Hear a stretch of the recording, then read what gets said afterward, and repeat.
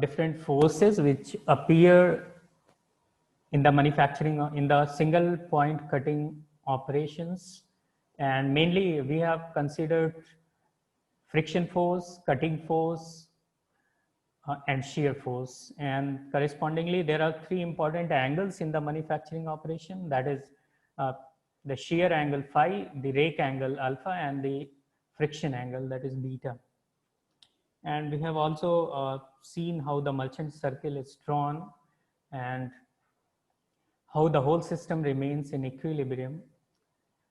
So apart from these forces, which are important in any manufacturing operation, because the forces determine how to design the machine tool and how much force, all the vibration the machine tool is subjected to. And if the machine is not properly designed, which is not able to take these forces, then the machine tool may fail.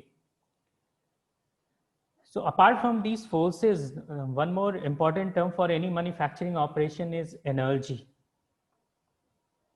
So energy is a very important parameter which is required to be measured in any manufacturing operation, because the whole input power cost depends upon how much energy is required to remove the material on, on any machine tool, be it a conventional machining, be it non-conventional machining. Everywhere this energy term is important because energy determines the power consumption. So for an example, if we know that cutting force is Fc, I hope by now you will be able to draw this three-dimensional image. So there are, this three-dimensional image is important apart from the Merchant circle.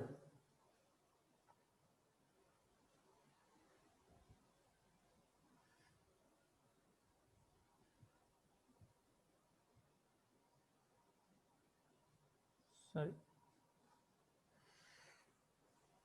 just put it here.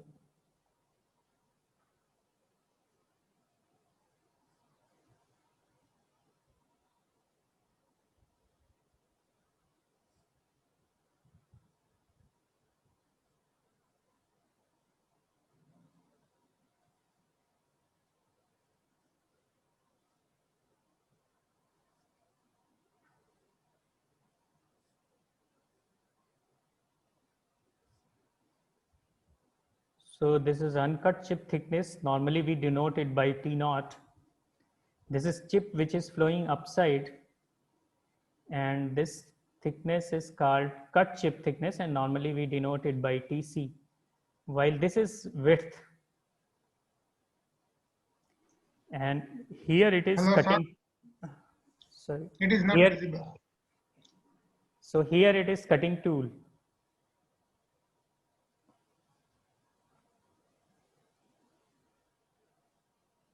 Okay, this cutting tool is fed opposite, in opposite direction to workpiece. Either the cutting tool is fed or the workpiece is fed. And let's say this speed is V. So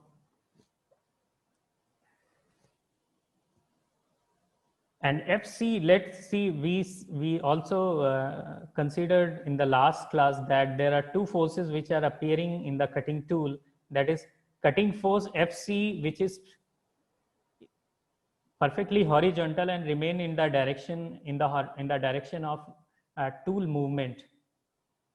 And again, also the tool exerts some force on the flank side or on the base or on the already machined surface, and we say this is a thrust force, and we normally denote it by Ft. You must notice that Fc and Ft are perfectly perpendicular to each other. So this cutting force Fc, this Ft. So if total cutting force is Fc, also note that Fc and Ft both can be measured on any system by using dynamometer. So dynamometer is a device which measures force. Okay, it comes from the term dynamo, which actually means force. So dynamometer. So a small dynamometer can be put on this face, and a small dynamometer on this phase, a dynamometer is able to measure both the forces, the force in x direction and the force in y direction. So a small dynamometer is a small device, and companies like Kistler and some more companies, they fabricate this dynamometer which has a small sensor, and this sensor actually measures the amount of pressure and correspondingly convert it into the force. So it can give force in x direction as well as in y direction. So if you put a small dynamometer here somewhere on this base, you can measure Fx and Fy. It means that the cutting force Fc and the thrust force Ft. So if this cutting force is Fc and this cutting tool is moving with uh, a speed v, then the total energy which is required to cut the material is total energy which is required to cut the material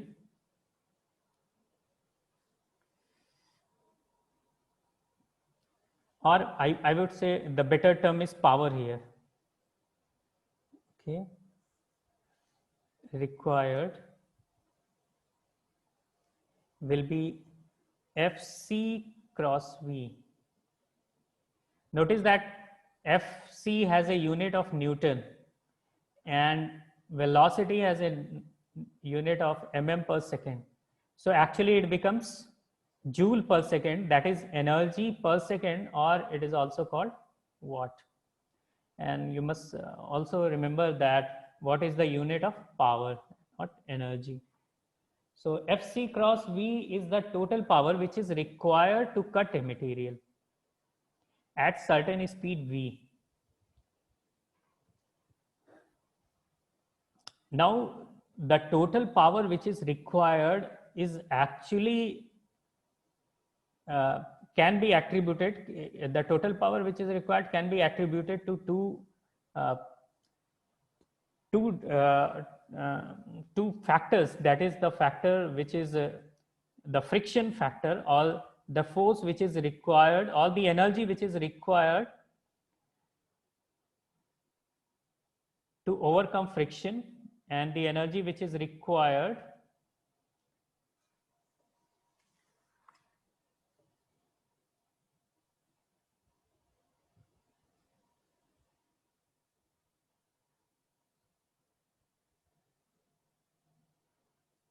and energy required to do the shearing operation.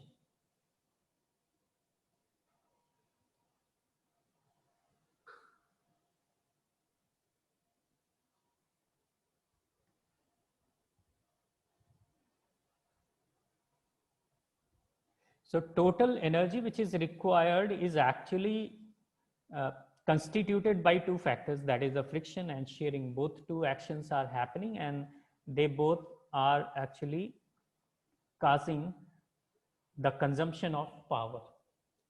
So in mechanical engineering, oftenly we use term like specific energy, and which is also very important to understand, because how much energy is required depends on either per unit mass or per unit volume area. That is more scientific way to express how much energy is being consumed in a process. So whenever we use specific, the term specific, it means that we are talking about either per unit mass or per unit volume. But if you see here in this manufacturing operation, the whole volume is moving, and therefore it is more correct way to define it in terms of volume instead of mass. And therefore per unit, so specific energy for cutting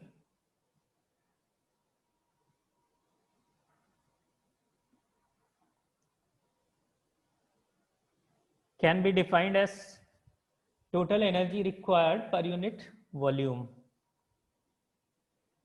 in cutting operation.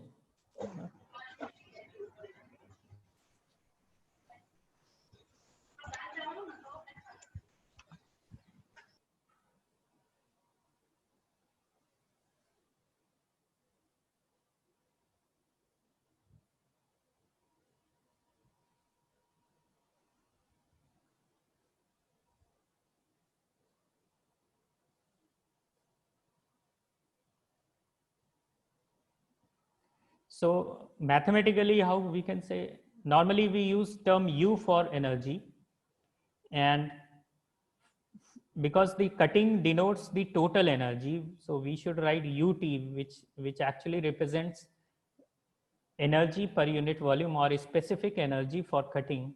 UT is equal to the total force required, the total power required is Fc into V, and per unit volume, what will be the per unit volume? It means that this is thickness Tc, this is W, it means the width, and the speed by which it is moving. So we can write W Tc into V. You can also write it like this: Fc by V upon W T naught. Sorry, if Vc is here, Vc is the velocity of chip. Okay, at any point Vc is the velocity of chip. So Fc into V is also equal to Ft naught into V.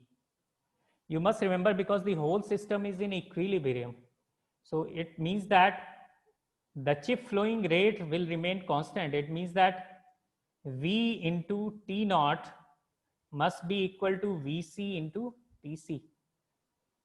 No?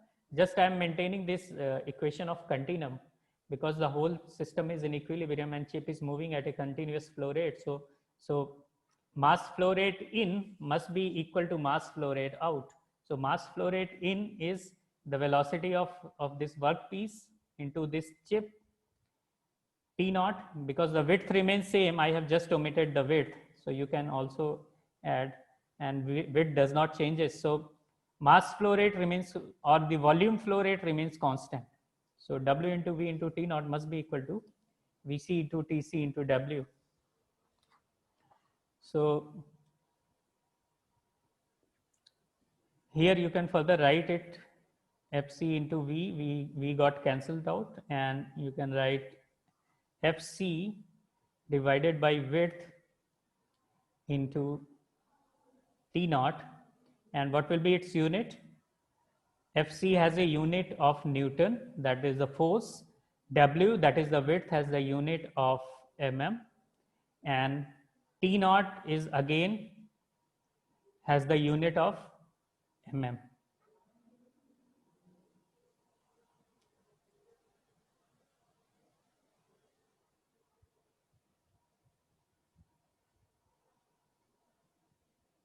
So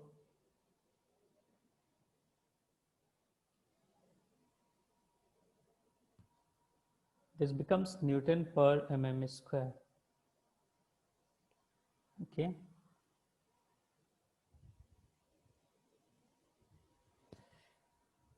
Actually, if you see, FCV has a unit of watt. You know?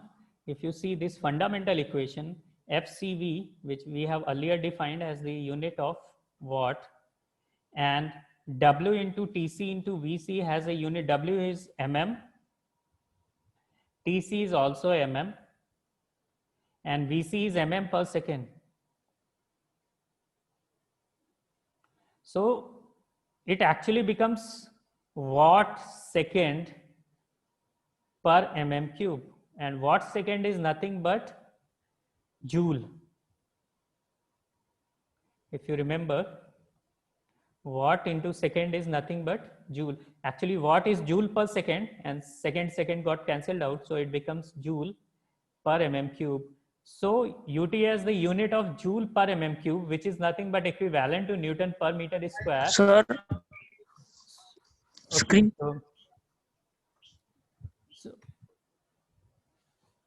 So you can say that joule per mm cube is a unit which actually represents the amount of energy in joule which is required to remove per mm cube of the material. So it's very clear from this unit that specific energy for cutting actually means that the energy required in joule to remove per unit volume of the material. Okay.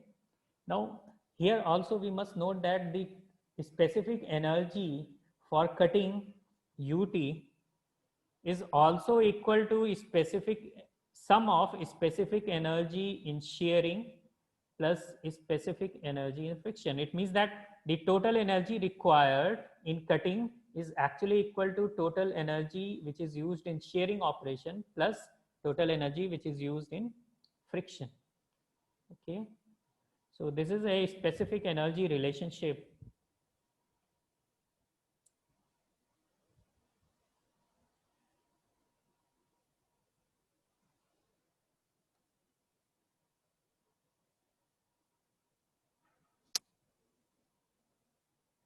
Now let's see what is specific energy for shearing and what is specific energy for friction. So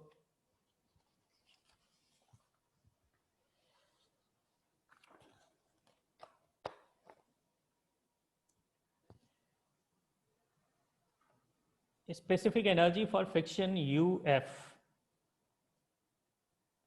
is total energy required if F is the friction force. If you remember in the previous figure, there is this tool chip interface and chip moves upside and the friction goes just downward opposite to the chip movement. So if F is the friction force, then and chip is moving with a velocity of Vc. So total power which is required in friction is the friction force multiplied by the chip velocity Vc divided by per unit volume, that is width T naught into V, or we can also write instead of T naught into V, you can also write Tc into Vc, that is the thickness of chip into the velocity of chip, because this mass flow rate remains constant. So we can also write F by W T naught, and Vc by V, what will it become? It will become chip thickness ratio, because Vc into Tc is actually V naught into T naught. Sorry, not V naught, V into T naught. So Vc by V is T naught by Tc. So T naught by Tc is nothing but the ratio of uncut chip thickness over cut chip thickness. So that is also called chip thickness ratio R. So F into R. Again, it will also have the same unit, joule per mm cube.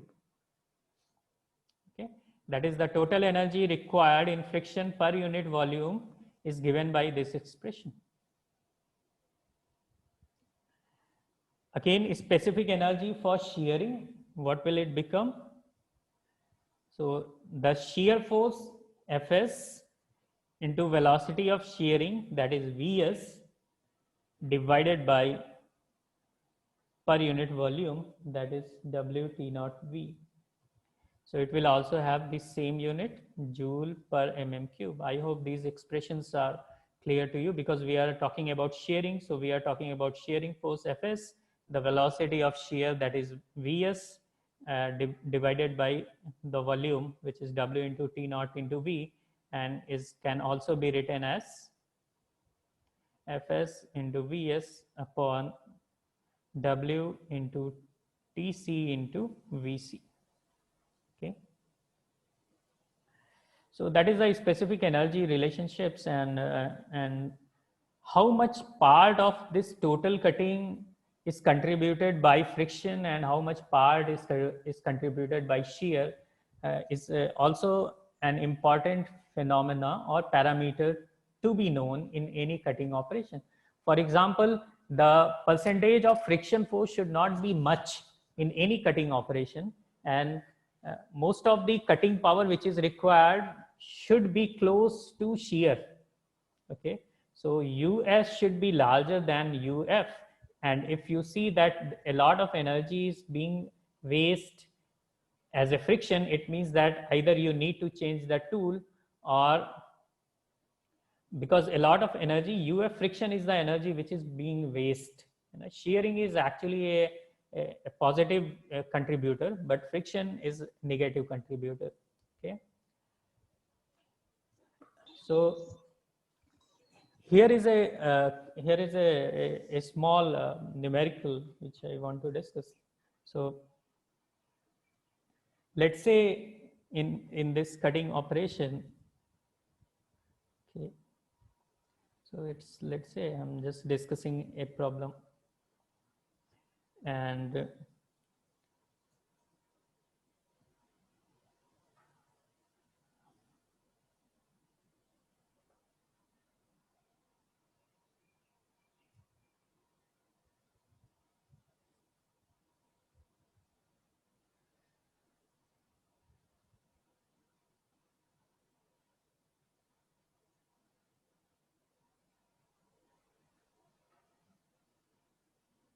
so this is shearing zone, this is the chip which is moving, this is the tool which is being fed, and this is uncut chip thickness, that is T naught, and this is cut chip thickness, that is TC. So the problem is that an orthogonal cutting operation is being carried out. Orthogonal simply means that the tool is perfectly perpendicular to the direction of movement. So is being carried out in which T naught is given as 0.010 mm. Okay, it means that 10 microns, and this velocity by which cutting tool is moving, V, is given as 125 meter per minute. Rake angle is given alpha as 10 degrees, and width of cut, it means this W, is given as 6 mm. And it is also observed that the cut chip thickness TC is 0.014 mm. Now cutting force has been measured. At this end, a small dynamometer was placed and cutting force FC was measured to be 55 kg, and this thrust force FT was also measured and it is given as 25 kg. Now in this problem, we are required to calculate the percentage of total energy that is dissipated in friction.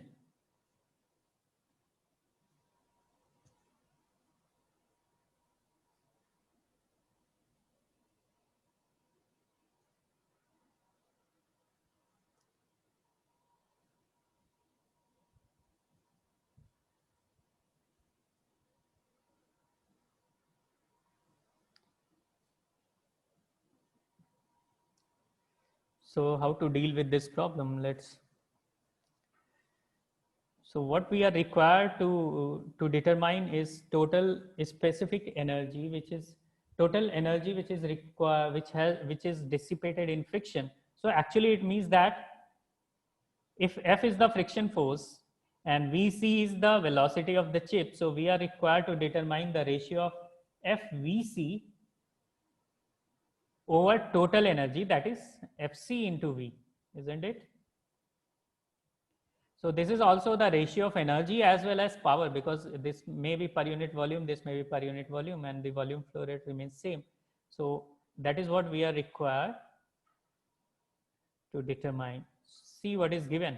Fc is given, V is also given, F is not given, and Vc is not given. So this expression can also be written as F by Fc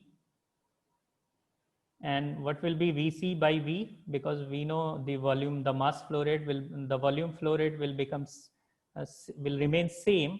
So Tc into Vc must be equal to T naught into V. So Vc by V is T naught by Tc. And we know T naught and we also know Tc. So Vc by V here can be replaced by T naught by Tc. So if we do this calculation, we can find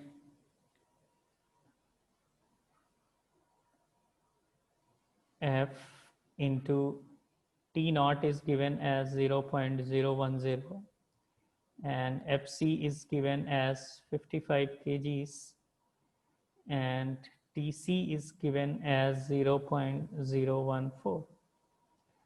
Okay. So the value of F is still required to be determined. So if you remember the merchant circle, see this is Fc and this is Ft and their resultant is R, and we draw the merchant circle by taking this R as diameter, and this there is this friction force F, and normal to friction is N, and we know that this is the friction angle beta. So and so this angle is alpha, which is the rake angle, and it is given as 10 degrees. So by using this friction, this merchant circle, we must also remember the expression that F is equal to Fc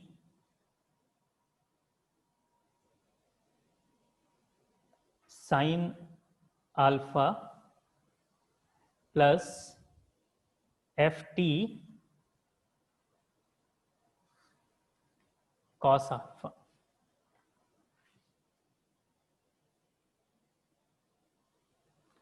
Okay.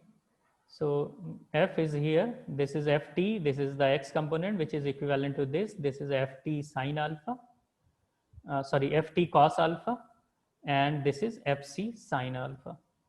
So by using this expression, we know Fc, we know alpha, we know Ft, and we know this. So we can determine the friction force F.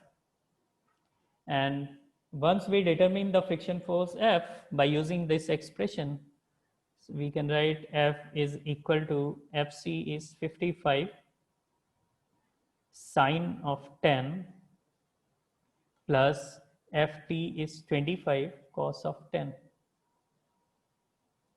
So this will roughly give you the value around 34 kgs. Now, please just do the calculations. I just did a rough calculation.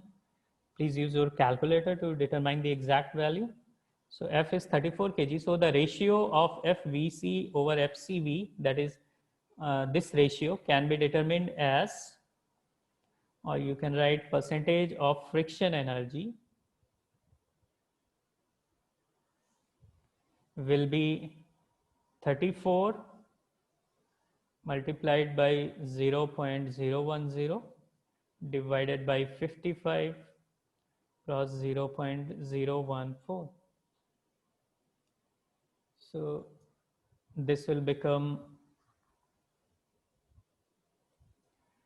roughly 0.44%, 0.44, which means that 44% of the total energy is utilized as the friction part, and remaining, how much remaining is around 56% will be utilized at shear, is a friction part,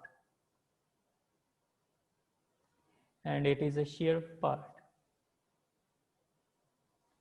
So out of total energy which is required or which is consumed in this process, we can say that 44% of the total energy is utilized as a friction part, and 56% of the total energy is utilized as a shear part. And we know that shear part is a positive contributor, but the friction part is not a positive contributor. 44% is still a very large percentage. So we must look how we can minimize this friction percentage. So in order to minimize friction percentage, what you can do is you can change alpha, or you can do operations such that either the thrust force remains low, or there are some other parameters like feed rate, depth of cut, by which you can control the thrust force. Okay, so these all things can minimize the friction part. So this was all about the energy and the force in single point cutting operation.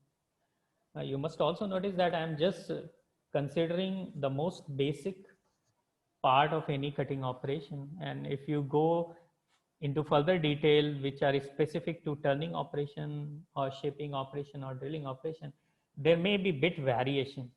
Okay, but more or less the process remains same.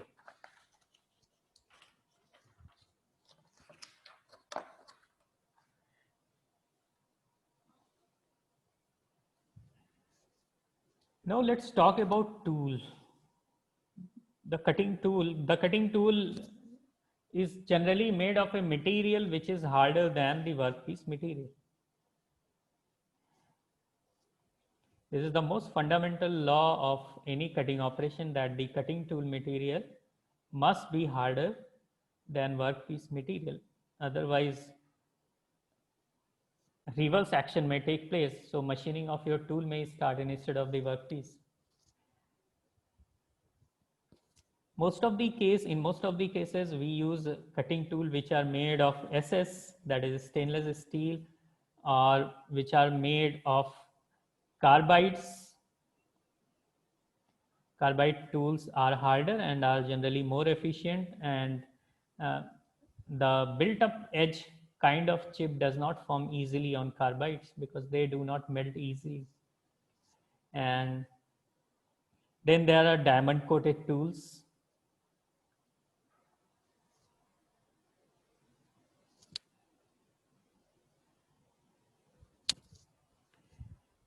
So it is actually the workpiece material, its hardness, which actually affects the quality of machined surface.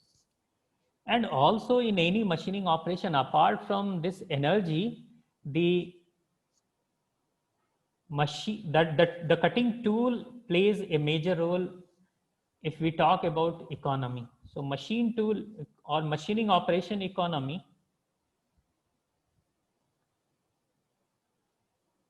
depends on two things. One is how much power is being consumed, and another one is what is the life of cutting tool.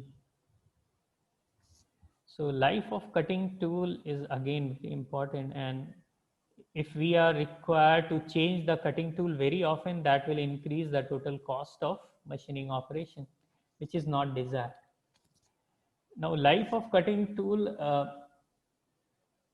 it means that every cutting tool has certain life, and it is in technical term it is defined as the time period in minutes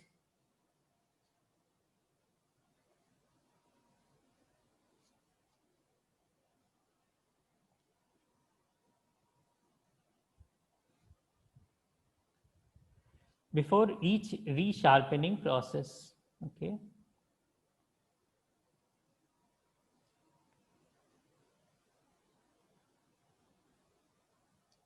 Now, what I meant to say is that every cutting tool is required to be resharpened.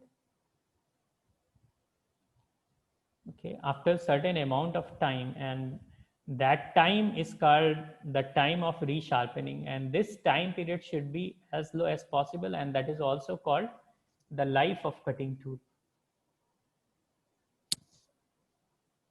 The resharpening is required because wear take place. As the cutting tool is fed into the workpiece, if this is the cutting tool and we say from this phase the chip is flowing upside, okay, while from this phase the cutting tool exerts a force which we say thrust force.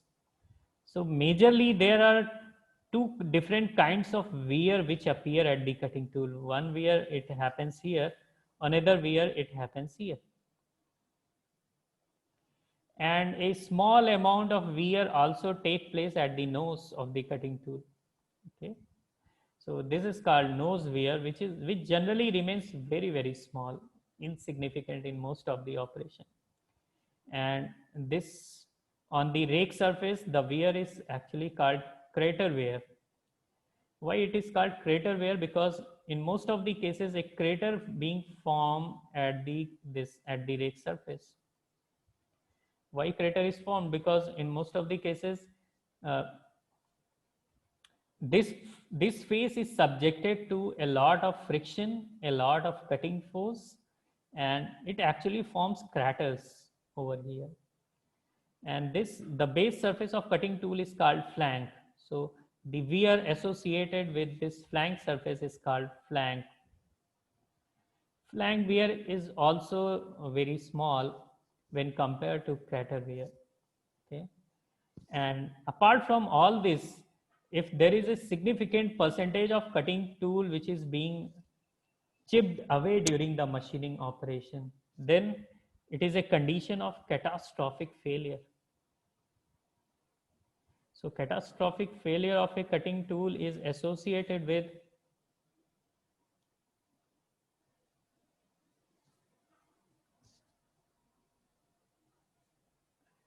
significant chipping of the cutting edge.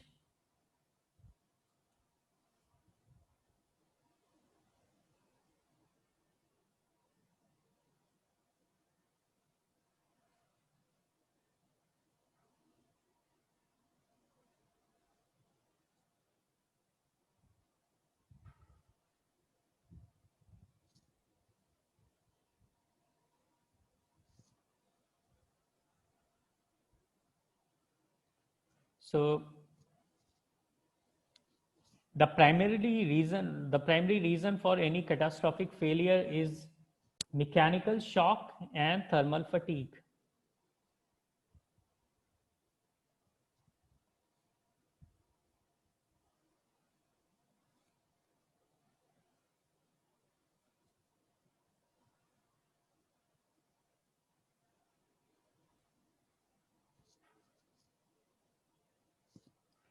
We must note that a catastrophic failure means that a significant part of the cutting tool has been chipped away.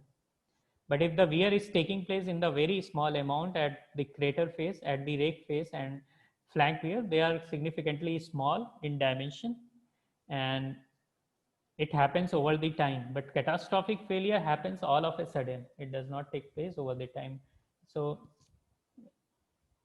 the crater wear and the flank wear, they are kind of gradual wear.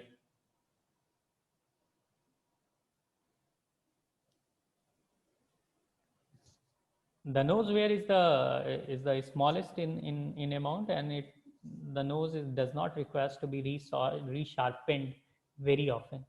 Well, while this cutting edge or the rake face is often required to be resharpened, and and therefore we should use the cutting tool and the rake angle such that the crater wear does not take place at a very high rate. So tool life, which actually determines the economy of the whole machining operation, is important, and we have got some expression. So Taylor's tool life equation is one of the most famous equation which is generally used in determining the tool life. I hope you have already studied the Taylor's equation. I'm just going through for a brief.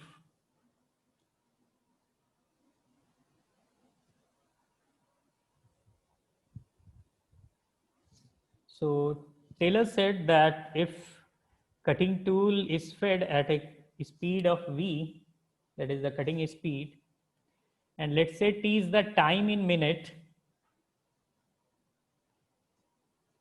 or it's a time in minute or tool life.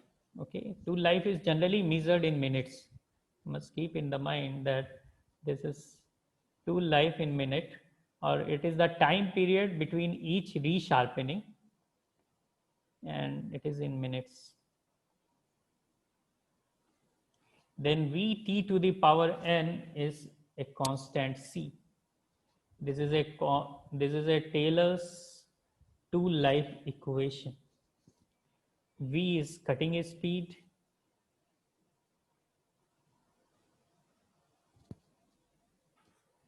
and T is the cutting time, is the time between resharpening in minutes. And this equation, in this equation, the resharpening may refer to crater phase as well as the flank phase. Okay, it depends which material you are machining and which cutting tool you are using, which cutting tool material you are using, and then only we can define that whether the crater wear is dominant or flank wear is dominant. Okay, so in some cases the flank wear also becomes dominant. Instead of being crater wear, if the thrust force is too large, then the flank wear becomes dominant. So if we use a proper rake angle, if you see this tool, and if we keep the rake angle proper, then we can minimize the crater wear. But we cannot, what we cannot control is the flank wear, because a definite amount of force is required to be exerted in the downward direction, and we cannot minimize it. So crater wear can be controlled, but the flank wear cannot be controlled. And if the flank wear becomes dominant, then resharpening of the flank face is required. So time in minute is, it may be either for flank wear, for flank surface resharpening, or maybe for crater wear.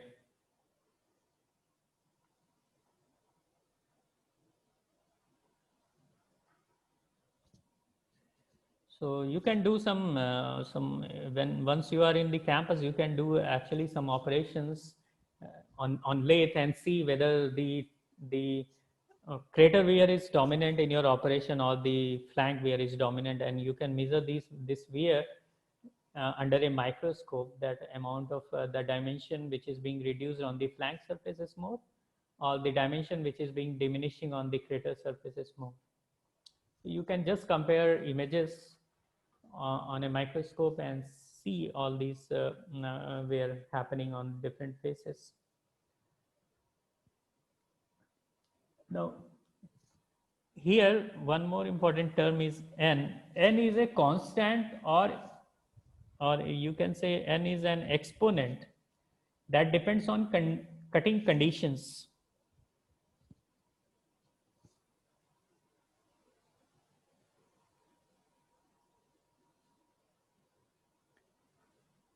Now, what I mean by cutting condition is, what is the depth of cut, what is the feed rate, what is the temperature. So all these factors determine what will be the exponent n. And we must also note that this is an empirical formula. Okay, it also means that there is no physics behind this formula. This formula has been developed by performing a number of a series of experiments with various values of velocity and t, and in order to determine that, in order to find a constant c, they used an exponent n, and they found this on the basis of various experiments which has been done. In fact, in machining operations, in most of the cases, the physics does not work, because because there remains a lot of conditions which are not constant. Okay, and therefore most of the manufacturing operations, and the formulas for various manufacturing operations are actually based on empirical data.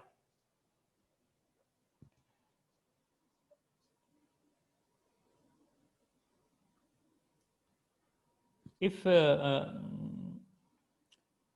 slightly larger equation which also consider factors of depth of cut d and feed rate y, then this equation can also be written as like this, where x and y are another exponent which depend on the condition, cutting condition.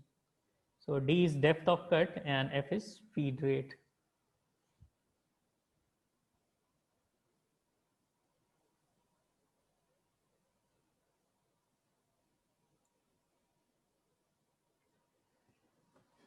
In most of the cases, the value of n is taken as 0.15 or less. And if it is not given, you should consider the value of exponent is 0.15, or sometimes it is 0.10. But if it is not given, you can take this default value, or you can do some calculations if all other parameters are given. Also notice that this order is in the order of merit. It means that velocity is the most important term, and then comes the depth of cut, and then comes the feed rate when we determine the tool life t. So t is actually c to the power 1 by n, v to the power minus 1 by n, d to the power minus x by n, and f to the power minus y by n. So in most of the cases, the depth of cut and feed rate are not so significant in order to determine the tool life, and therefore we do not use this equation as frequently as we use this equation.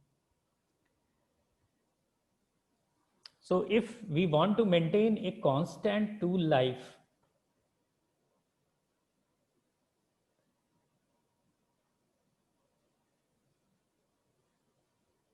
then what we have to do is that if we want to have this t as a constant, a tool life which does not vary much, so it also means that if we are increasing depth of cut d, then we must decrease the velocity, or if we are increasing feed rate, we must again decrease the velocity, because it's the velocity. If you will increase the velocity, the tool life will decrease. Okay, t is actually c by v to the power 1 by n. So tool life is inversely proportional to the cutting speed. Tool life is also inversely proportional to the depth of cut. Tool life is also inversely proportional to the feed rate f. So if we want to maintain a constant tool life t, we must adjust all these parameters so that the other parameters, the multiplication of other parameters remain constant. So if you are increasing d, you must decrease the v, or if you are increasing f, you must decrease the depth of cut d, or you must decrease the velocity v. And if we reduce the cutting speed v, then we can increase the feed rate, or we can also increase the depth of cut. But again, decreasing the cutting speed will also increase the amount of time which is consumed in the machining operation. So everything is required to be properly optimized.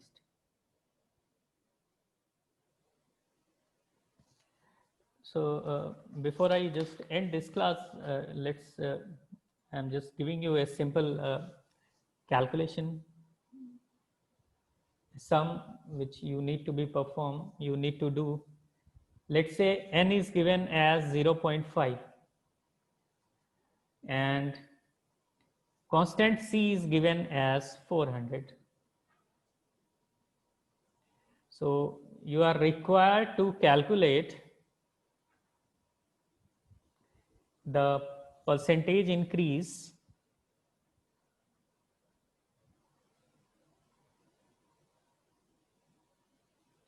in tool life, that is the T, when cutting speed is reduced by 50%.